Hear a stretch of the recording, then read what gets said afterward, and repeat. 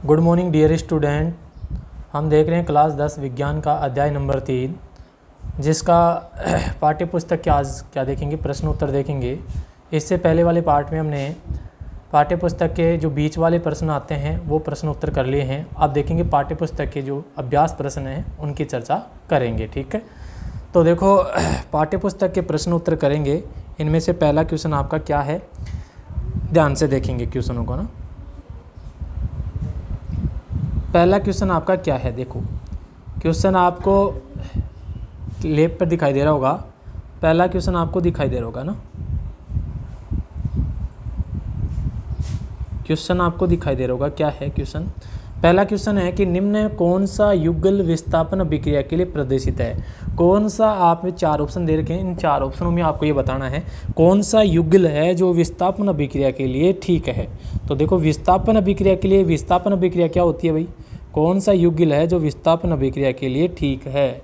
कौन सा युगल विस्थापन अभिक्रिया के लिए ठीक है। तो विस्थापन अभिक्रिया के लिए कौन सा युगल ठीक रहेगा भाई। विस्थापन अभिक्रिया हमने लिखाई थी कि ऐसी रासायनिक अभिक्रिया जिसमें अधिक क्रियाशील तत्व कम क्रियाशील तत्वों को विस्थापित कर देता है। तो यहाँ पे आपको देख रहा है कि AgNO3 विलयन में कॉपर धातु, तो ये आपका क्या है, ऑप्शन सही होगा। तो ऑप्शन क्या हो जाएगा, डी हो जाएगा। तो इसका आंसर पहले का जो आपको क्वेश्चन दिखाई दे रहा है, तो पहले क्वेश्चन का आंसर हो जाएगा, अगर इसका आंसर बोलें तो इसका आंसर हो जाएगा आपका कि AgNO3 विलयन एवं कॉपर धातु, ठीक है। तो इसका ये आंसर आपका हो जाएगा। इसके बाद आपको दूसरा क्वेश्चन ये कह रहा है कि लोहे के फ्राइंग पैन को जंग से बचाने के लिए कौन सा उपयोग सही होगा।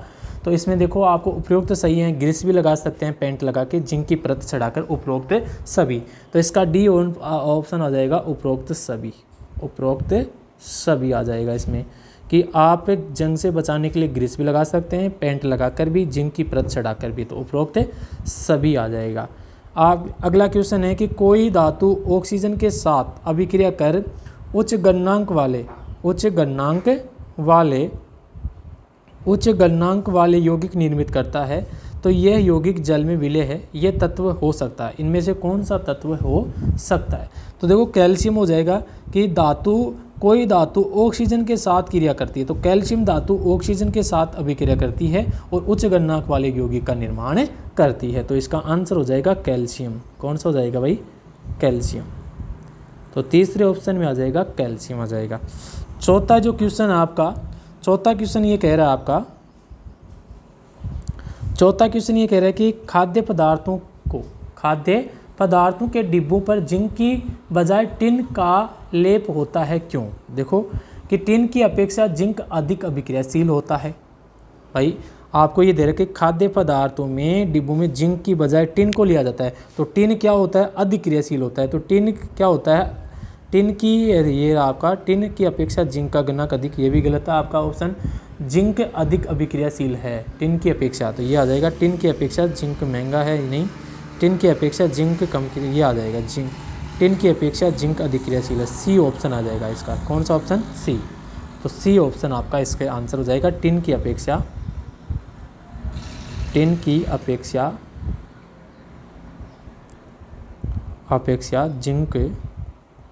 अधिक क्रियाशील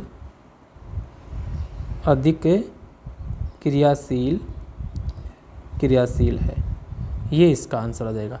तो ये चारों क्वेश्चन आपके कंप्लीट हो गए हैं अभ्यास क्वेश्चनों में। अगला 5वां क्वेश्चन क्या है देखेंगे, ठीक है। 5वां क्वेश्चन आपको दिखाई दे रहा है कि आपका एक हथौड़ा, ध्यान से देखेंगे, आपको क्वेश्चन दिखाई दे रहा है, ये रहा 5वां क्वेश्चन, पढ़े। आपको एक हथौड़ा, देखो क्या कह रहा है, आपको एक हथौड़ा दे रखा है, क्या दे रखा है अभी, आपको एक हथौड़ा, बैटरी, बल्ब, तार एवं एक स्विच दिया गया है, ठीक है। आपको क्या दिया गया है, एक तो आपको दिया गया है क्या, हथौड़ा, एक बैटरी, एक बल्ब, एक तार एवं एक स्विच दिया गया है, ठीक है। और इनमें से आपको क्वेश्चन बोला है, तो इसका पहला जो क्वेश्चन पूछ रहा है आपको, क्या पूछ रहा है, ध्यान से देखेंगे क्या क्वेश्चन पूछा है इसमें, कि इनका उपयोग कर धातुओं एवं अधातुओं के नमूनों के बीच आप विविध कर सकते हैं। क्या कर सकते हैं, विभेद कर सकते हैं। तो देखो हम कह सकते हैं कि हथौड़े की चोट मारने से धातु की चादर बनाई जा सकती है। भाई हथौड़े की चोट मारकर हम धातु से चादर बनाई जा सकती है, जबकि अधातु की चादर नहीं बनाई जा सकती। तो हथौड़े का तो ये काम हो गया, क्या हो गया, हथौड़े का। तो इसे हम आघात वर्धनीयता बोलते हैं, क्या बोलते हैं, आघात वर्धनीयता बोला जाता है। तो हथौड़े से तो क्या कर सकते हैं आप, हथौड़ा से तो आप क्या कर सकते हैं, तो धातु और अधातु में अंतर करना है। तो धातु से तो क्या बना सकते हैं आप, इसमें तो पतली चादर, धातु से तो क्या बना सकते हैं, पीट कर पतली चादर बना सकते हैं, पतली चादर बना सकते हैं, पतली चादर बना सकते हैं, ठीक है। जबकि अधातु में ये गुण लागू ही नहीं होता, अधातु में नहीं बना सकते, पीट कर नहीं बना सकते। तो ये विभेद भाग नहीं हुआ, नहीं बना सकते। पहला हथौड़े की बात होगी। दूसरी बात करें बैटरी, बल्ब, तार एवं स्विच, इनकी बात करें, किनकी बात करें, बैटरी, बल्ब और स्विच की बात करें, तीनों की बात करें, बल्ब की बात करें और स्विच की बात करें और तार की बात करें, ठीक है। स्विच, अगर इनकी बात करें तो ध्यान देंगे धातु और अधातु में क्या अंतर होता है, ध्यान देंगे। तो बैटरी, बल्ब, तार एवं स्विच द्वारा परिपथ बनाकर दो टर्मिनलों के बीच धातु को रखने से विद्युत का चालन होता है। क्या होता है, विद्युत का चालन होता है, जिससे बल्ब जलता है, जबकि अधातु में ऐसा नहीं होता है। यानी कि हम बोल सकते हैं कि बल्ब, तार, स्विच का काम किसका होता है, धातु का, क्योंकि धातु क्या होती है, विद्युत की क्या होती है, सुचालक होती है। विद्युत की क्या होती है, सुचालक होती है। और जिसमें लाइट आती है वही, जिसका ही काम होगा, बल्ब का, तार का, स्विच, तो विद्युत की सुचालक होती है। जबकि अधातु क्या होती है, अधातु विद्युत की कुचालक होती है, तो कुचालक होती है।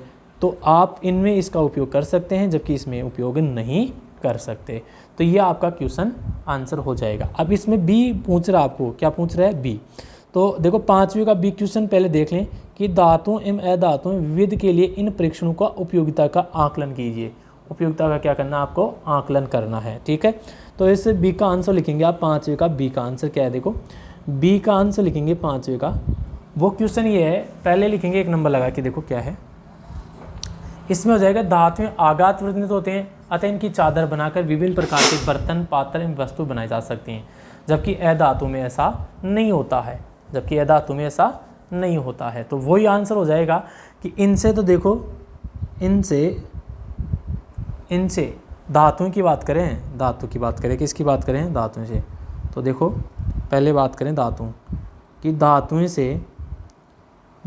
से बर्तन क्या बना सकते हैं, बर्तन, पात्र एवं विभिन्न प्रकार की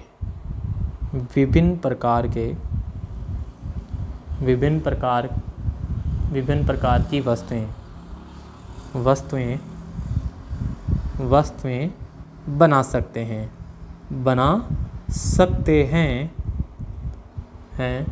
बना सकते हैं, क्योंकि इनमें आघात वर्धनता गुण पाया जाता है। जबकि अधातु में ऐसा नहीं होता, जबकि अधातु में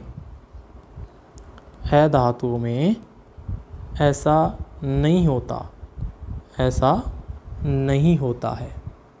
ऐसा नहीं होता है, ठीक है। जबकि अधातु में ऐसा नहीं होता है। जबकि दूसरा बता सकते हैं, स्विच वगैरह का बताया था, तो हम लिख सकते हैं कि धातुएं, देखो धातुएं क्या होती हैं, विद्युत की सुचालक होती हैं, धातु विद्युत की सुचालक होती हैं, इसलिए इन उपकरणों को काम में ले सकते हैं, विद्युत की सुचालक होती हैं।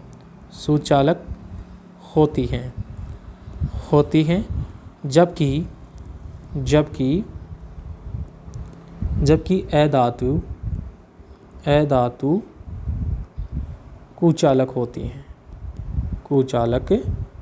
हैं।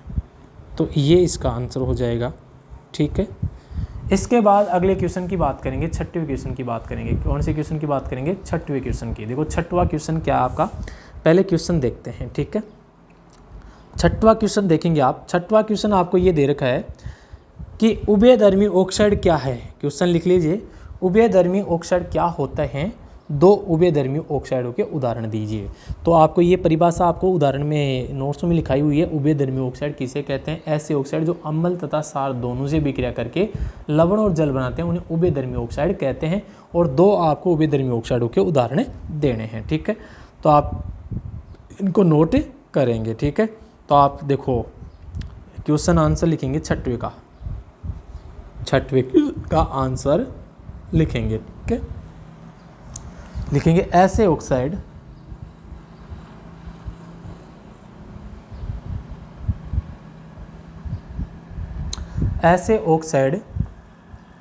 जो अम्ल तथा क्षार दोनों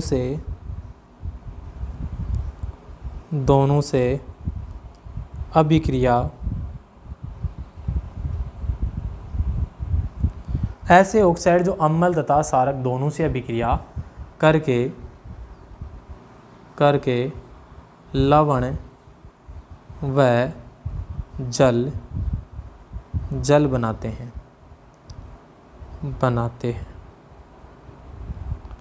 ऐसे ऑक्साइड जो अम्ल तथा सारक दोनों से अभिक्रिया करके लवण तथा जल बनाते हैं उन्हें क्या कहते हैं? उभयधर्मी ऑक्साइड।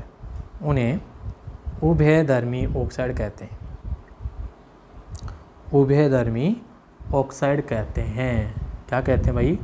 उभयधर्मी ऑक्साइड कहते हैं, ठीक है। तो उन्हें बोलेंगे उभयधर्मी ऑक्साइड। हो गई बात? क्लियर है बात?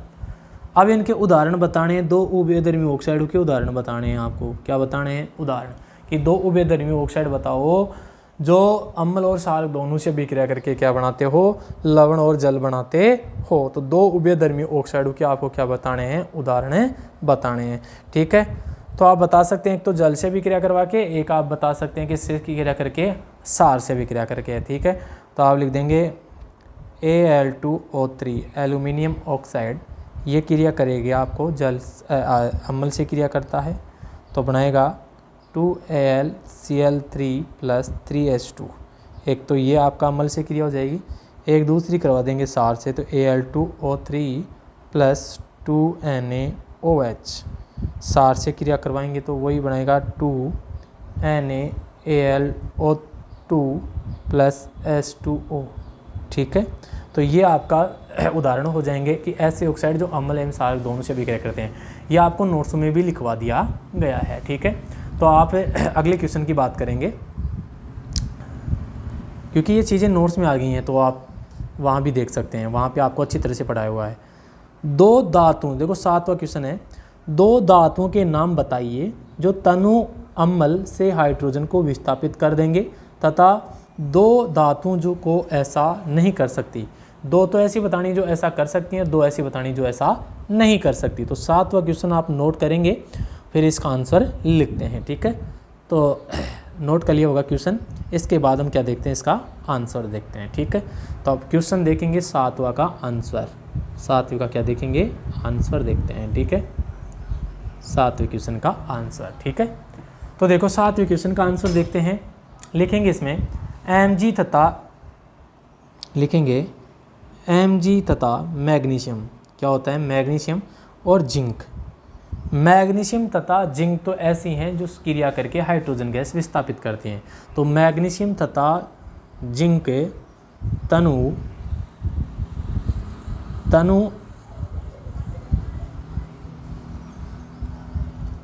तनु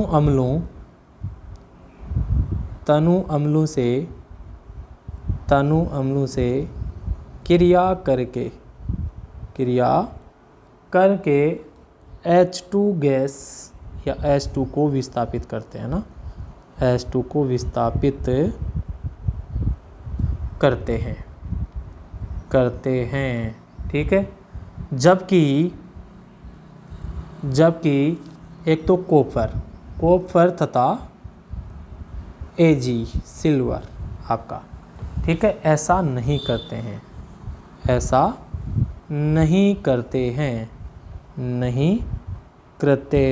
अब इसका कारण भी बता देता हूँ मैं।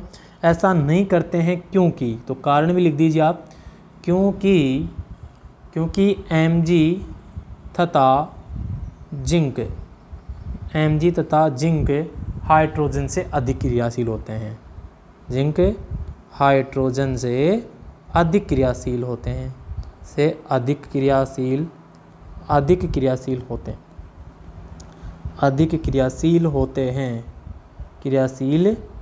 होते हैं, ठीक है।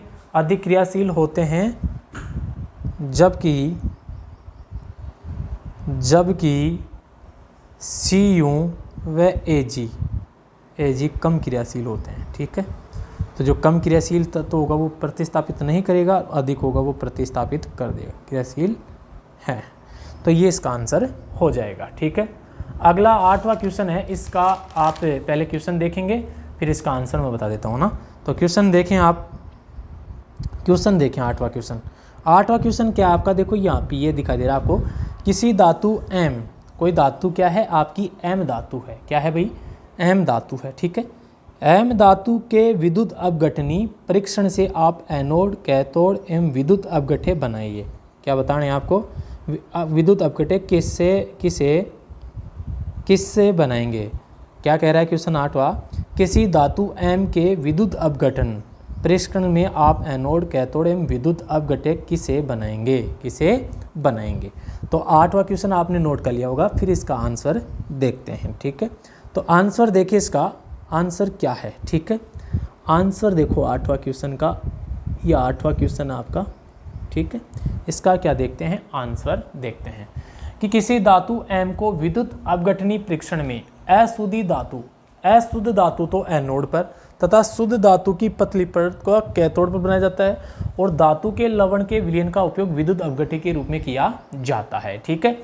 तो आप इसमें लिख लेंगे, आंसर लिखना है एनोड पे तो क्या होगा और कैथोड पे क्या होगा। तो डायरेक्ट लिख देते हैं हम यहाँ पे कि जो एनोड होता है, एनोड, इस पर तो क्या होती है, अशुद्ध धातु होती है। क्या होती है भाई, परीक्षण में अशुद्ध धातु एनोड पर होती है। तो अशुद्ध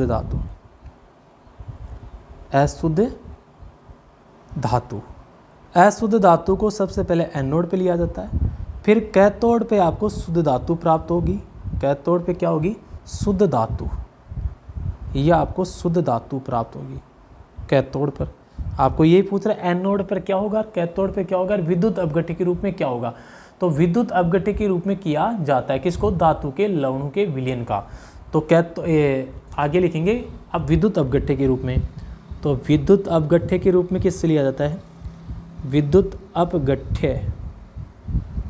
अपघट्य के रूप में। तो विद्युत अपघट्य के रूप में लिया जाता है धातु के, लिखेंगे धातु के लवण, धातु के लवण के विलयन का उपयोग किया जाता है। इसका विद्युत अपघट्य के रूप में उपयोग किया जाता है, ठीक है। तो यही पूछना हमारे को कि एनोड पर क्या होगा, कैथोड पे क्या होगा, विद्युत अपघट्य के रूप में क्या होगा, ठीक है। तो ये 8वां क्वेश्चन आपका कंप्लीट हुआ। इसके बाद अगला क्वेश्चन 9वां क्वेश्चन हम देखते हैं। तो देखो 9वां क्वेश्चन आपका क्या है, ठीक है। 9वां क्वेश्चन आपका ये है, प्रत्यूष ने सल्फर चूर्ण को स्पैचुला से लेकर उसे गर्म किया। चित्र के अनुसार एक प्रणाली को उल्टा करके उससे उत्सर्जित गैस का एकत्रित किया, और गैस की क्रिया क्या होगी, सूखे लिटमस पत्र पर और आंध्र लिटमस पत्र पर। तो इसके जो क्वेश्चन है, पहले आप क्वेश्चन उतार लेंगे, 9वां क्वेश्चन बना लेंगे आप पूरा का पूरा, ऐसे चित्र आपको दिखाई दे रहा है और चित्र वगैरह बना लेंगे इस क्वेश्चन में। और ये पहला क्वेश्चन है, ये इसका बी क्वेश्चन है। इन क्वेश्चन के आंसर आपको दे देता हूँ मैं।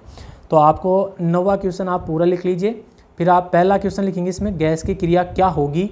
पहला इसमें है कि सूखे लिटमस पत्र पर और आंध्र लिटमस पत्र पर। दूसरा क्वेश्चन है ऊपर की अभिक्रिया के लिए संतुलित रासायनिक समीकरण लिखना। आपको क्या लिखना है, उसका संतुलित रासायनिक समीकरण लिखना है। तो मैं अब क्वेश्चन लिख लिया हो तो मैं इसका आंसर दे रहा हूँ आपको, क्या दे रहा हूँ, इसका आंसर देखेंगे, ठीक है।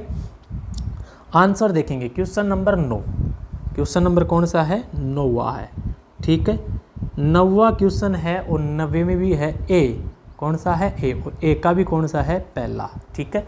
9वें क्वेश्चन का ए का पहला, 9वें क्वेश्चन का ए का पहला क्वेश्चन का आंसर लिखेंगे कि उत्सर्जित गैस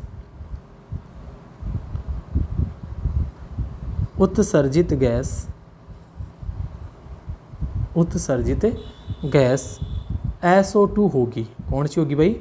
SO2 होगी, जो कि सूखे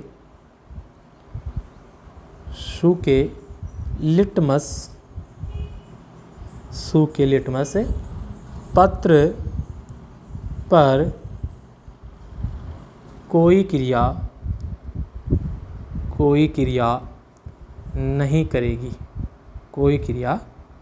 करेगी। ठीक है, तो ये पहले का आंसर हो जाएगा। पहला क्वेश्चन क्या था इसका कि गैस की क्रिया क्या होगी जब वो सूखे पत्र पर होगा, तो गैस SO2 की होगी जो सूखे लिटमस पत्र पर कोई क्रिया नहीं करेगी, तो ये कोई क्रिया नहीं करती है। ठीक है, इसके बाद आपका सेकंड क्वेश्चन क्या है? इसका एक का ही सेकंड क्वेश्चन है कि आंध्र लिटमस पत्र पर यदि नीला है तो वह गैस लाल कर देगा। क्या कर देगा? लाल कर देगा। तो इसका दूसरे का आंसर लिखेंगे कि आंध्र लिटमस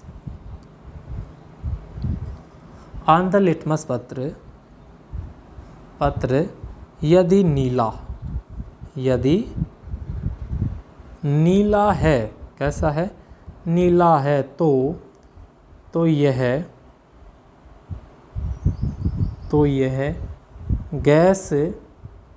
यह गैस उसे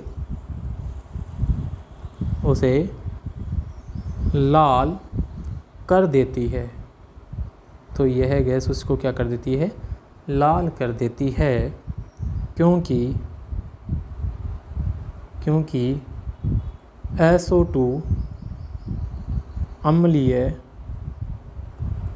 ऑक्साइड है।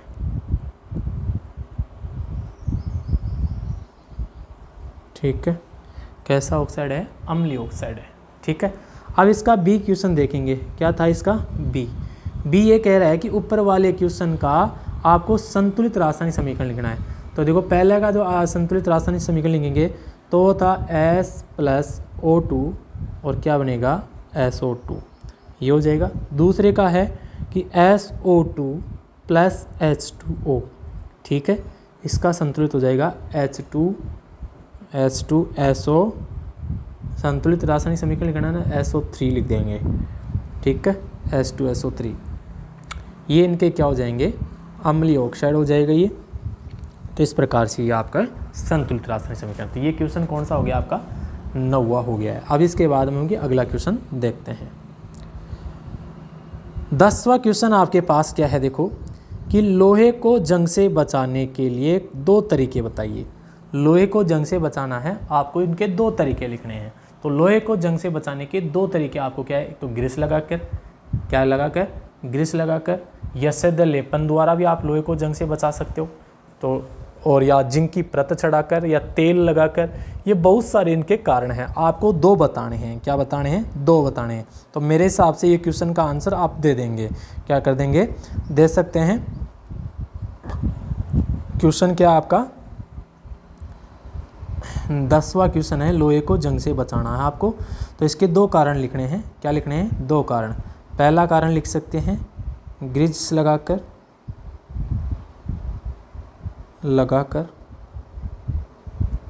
ग्रीस लगाकर। दूसरा आप लिख सकते हैं इसको यशोदो लेपन द्वारा, यशद लेपन द्वारा भी कर सकते हैं। और भी लिख सकते हैं आप 2, ये भी लगा सकते हैं तेल लगाकर भी कर सकते हैं, या जिंक की परत चढ़ाकर, ये इनमें हो जाएंगे। ठीक है, तो आराम से इजी क्वेश्चन था। अगला क्वेश्चन है 11वां आपका। 11वां क्वेश्चन है कि ऑक्सीजन के साथ संयुक्त होकर अधातुएं कैसा ऑक्साइड बनाती हैं। इजी क्वेश्चन है कि ऑक्सीजन के साथ संयुक्त होकर अधातु कैसा ऑक्साइड बनाती हैं। तो आराम से बता सकते हैं। अब नोट्स में भी आ चुका था ये क्वेश्चन, आराम से इसका आंसर लिख सकते हैं। ठीक है, तो ये 11वां क्वेश्चन आपका क्या है? 11वां क्वेश्चन। इसका आंसर क्या हो जाएगा कि देखो, अधातुएं ऑक्सीजन के साथ संयुक्त होकर अम्लीय ऑक्साइड बनाती हैं। कैसा ऑक्साइड बनाती हैं? अम्लीय ऑक्साइड। तो इसका आंसर हो जाएगा अम्लीय ऑक्साइड। अम्लीय ऑक्साइड बनाती हैं, अम्लीय ऑक्साइड बनाती हैं। ठीक है, कौन सा ऑक्साइड बनाती है भाई? अम्लीय ऑक्साइड बनाती है। ठीक है, इसके बाद अगला क्वेश्चन हम देखते हैं। अगला क्वेश्चन हमारा ये है 12वां क्वेश्चन कि कारण बताइए। इनके क्या बताने हैं आपको, कारण बताना है। प्लेटिनम सोना चांदी का उपयोग आभूषण बनाने में किया जाता है।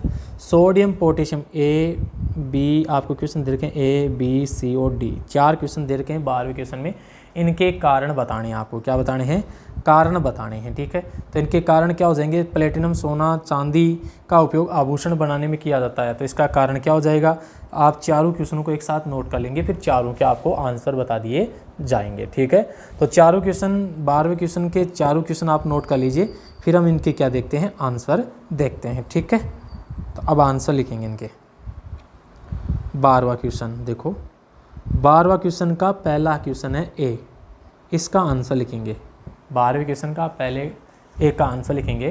क्या है कि प्लेटिनम सोना और चांदी सक्रियता श्रेणी में नीचे होते हैं। क्या होते हैं, नीचे, अर्थात इनकी क्रियाशीलता बहुत कम होती है, अतः वायुमंडल में उपस्थित ऑक्सीजन और नमी से भी क्रिया नहीं करते हैं, इसलिए इनका जो आभूषण बनाने के लिए किया जाता है। ठीक है, तो आप लिख देंगे, क्या लिखेंगे देखो,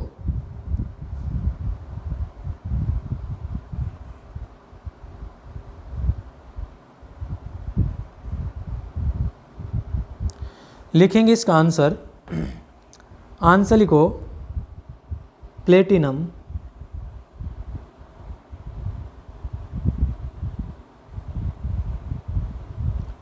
प्लेटिनम सोना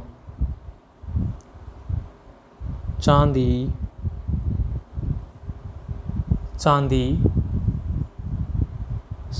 प्लेटिनम सोना चांदी की क्रियाशीलता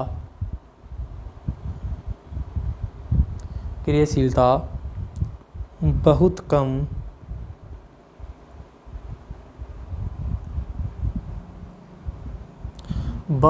होती है, अतः यह वायुमंडल में उपस्थित ऑक्सीजन से तथा नमी से भी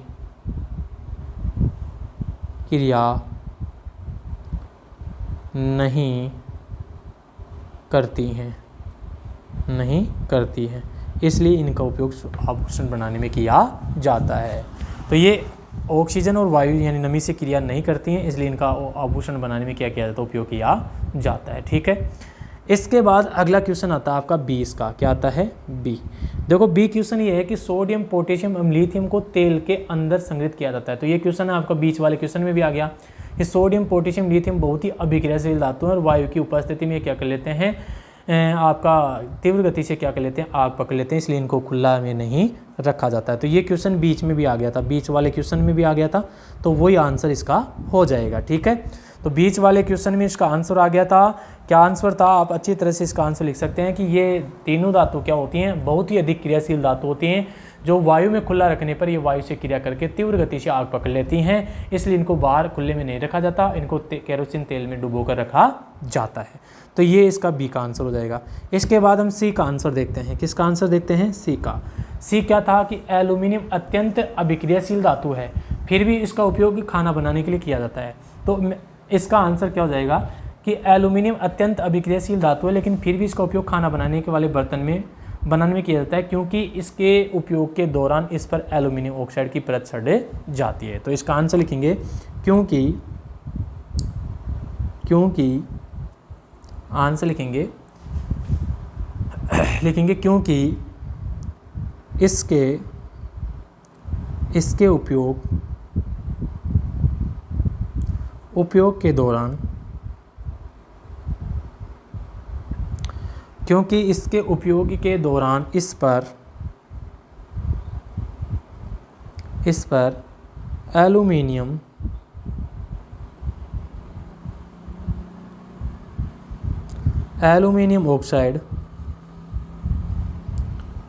एल्यूमिनियम ऑक्साइड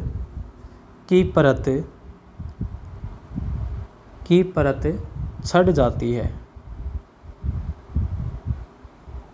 एल्यूमिनियम ऑक्साइड की परत छट जाती है, इसलिए इसका उपयोग खाना बनाने वाले बर्तन में किया जाता है। ठीक है, इसके बाद जो डी है आपका, डी क्या है, निष्कर्षण प्रक्रम में कार्बोनेट एवं सल्फाइड एसिड को ऑक्साइड में परिवर्तित किया जाता है। तो इसका आंसर क्या हो जाएगा, ऑक्साइड में परिवर्तित किया जाता है, क्योंकि सल्फाइड तथा कार्बोनेट की तुलना में सल्फाइड या कार्बोनेट की तुलना में धातु को उसका ऑक्साइड से प्राप्त करना अधिक आसान होता है। तो ये इसका आंसर हो जाएगा। आप डायरेक्ट लिखेंगे क्योंकि सल्फाइड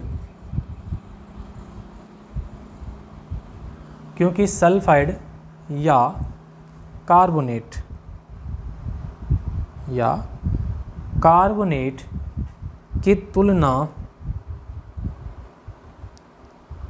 की तुलना में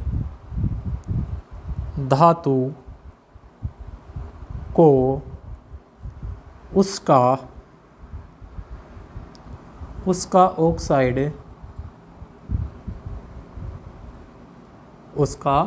ऑक्साइड से प्राप्त करना अधिक आसान है।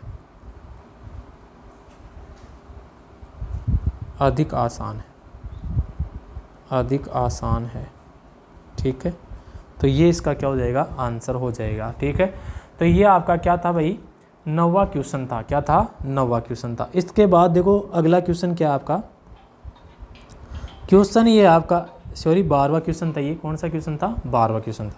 अब 13वां क्वेश्चन ये आपका कि आपने तांबे के मलिन बर्तन को नींबू या इमली के रस से साफ करते हुए अवश्य देखा होगा। ये खट्टे पदार्थ बर्तन को साफ करने में क्यों प्रभावी हैं।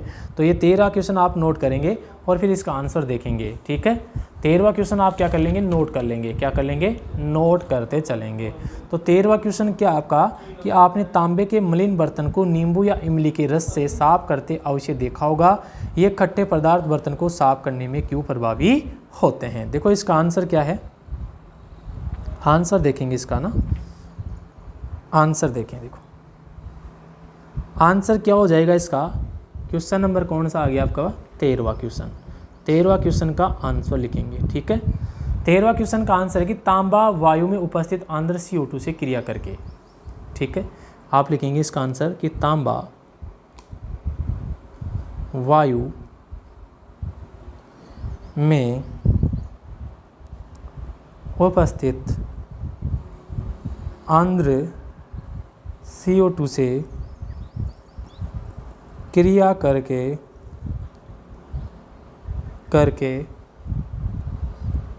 कॉपर कार्बोनेट बनाता है। कॉपर कार्बोनेट बनाता है, जिसके कारण बर्तन मलिन हो जाते हैं। क्या हो जाते हैं, मलिन हो जाते हैं। ठीक है,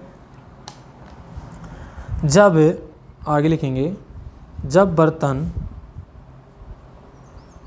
बर्तन को नींबू या इमली के रस से साफ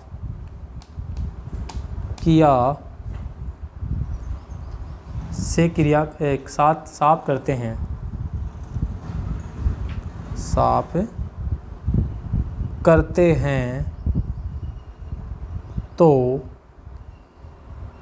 इनमें उपस्थित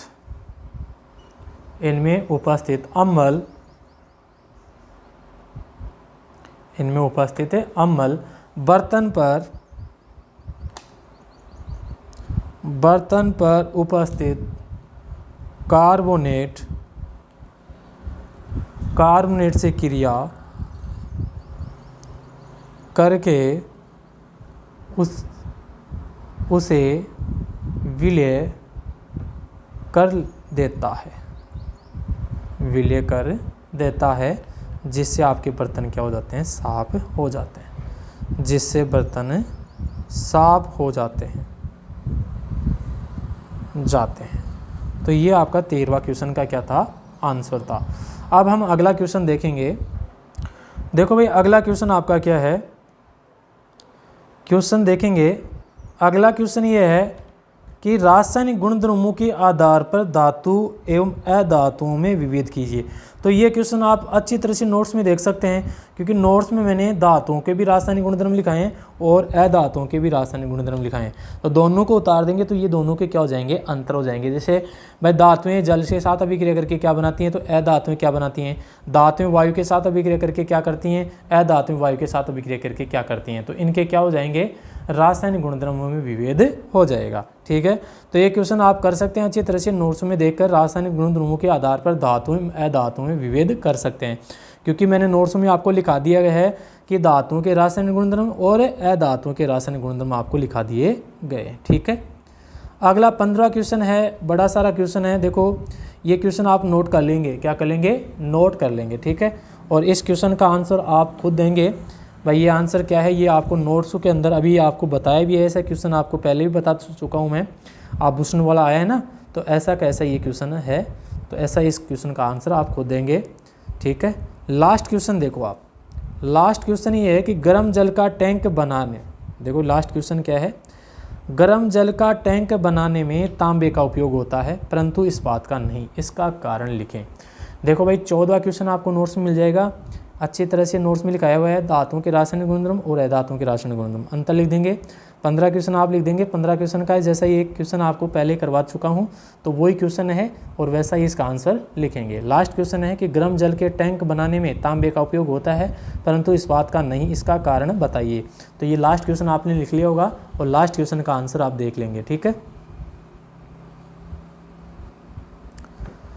देखो 16वां क्वेश्चन का आंसर, लास्ट क्वेश्चन है ये आपका पाठ्य पुस्तक का, इसके बाद में इस पार्ट के क्या हो जाएंगे, प्रश्न उत्तर आपको कंप्लीट हो जाएंगे। ठीक है, तो इसका आंसर लिखेंगे, तांबा तांबा विद्युत एवं ऊष्मा का सुचालक होता है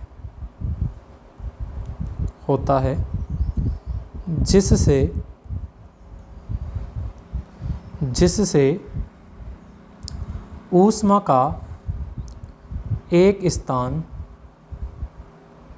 से दूसरे स्थान पर संचरण हो जाता है।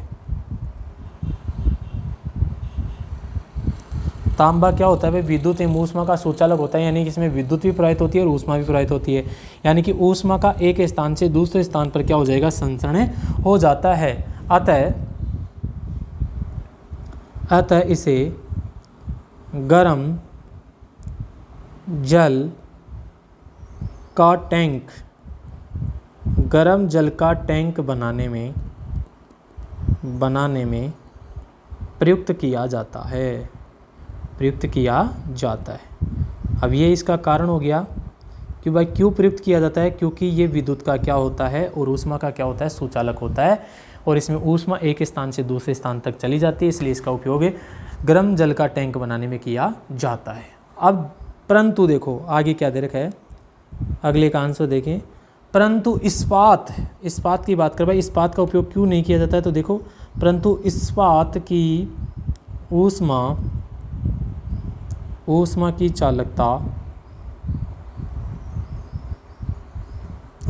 चालकता कम होती है। ऊष्मा की चालकता क्या होती है, कम होती है। अतः अब ऊष्मा की चालकता कम होगी तो ऊष्मा का एक स्थान से दूसरे स्थान तक संचरण नहीं होगा, इसलिए इसका उपयोग गर्म टैंक बनाने में नहीं किया जाता। अतः इसे गर्म जल का टैंक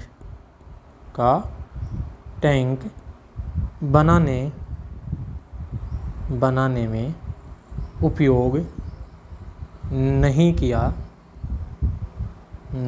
जाता।